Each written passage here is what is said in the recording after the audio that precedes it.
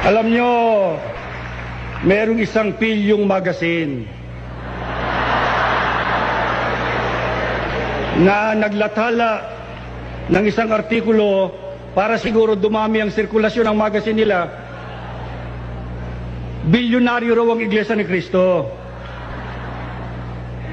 Malaki pa raw sa mga korporasyon ng mga multinational sa Pilipinas katulad ng San Miguel.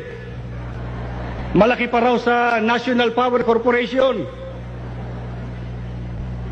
Ang sabi ko, kung ganyan ang pagkakilala nyo sa Iglesia ni Cristo, bakit hindi ang gawin yung presidente ng Pilipinas, Iglesia ni Cristo, para mabayaran?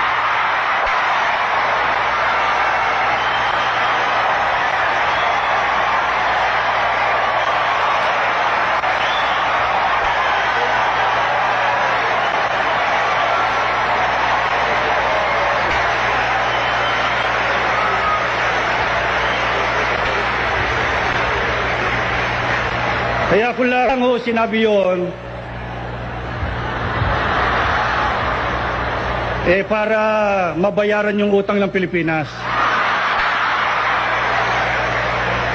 Pero alam nyo, mga kapatid, alam ninyong lahat, ang Iglesia ni Cristo ho ay hindi organisasyon pampolitika.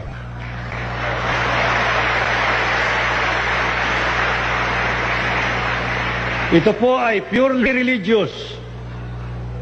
Kung tayo man ay nagkakaisa sa pagboto, hindi ho pakikialam sa politika.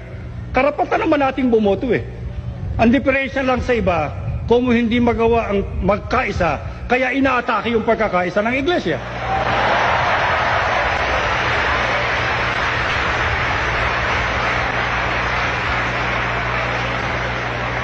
Yun yung politika. Ipaubaya na natin kina Vice President Laurel, kina Speaker Mitra, at sa iba pang mga matataas na pinunong narito na kwalipikadong kwalipikado para mamahala po sa ating gobyerno.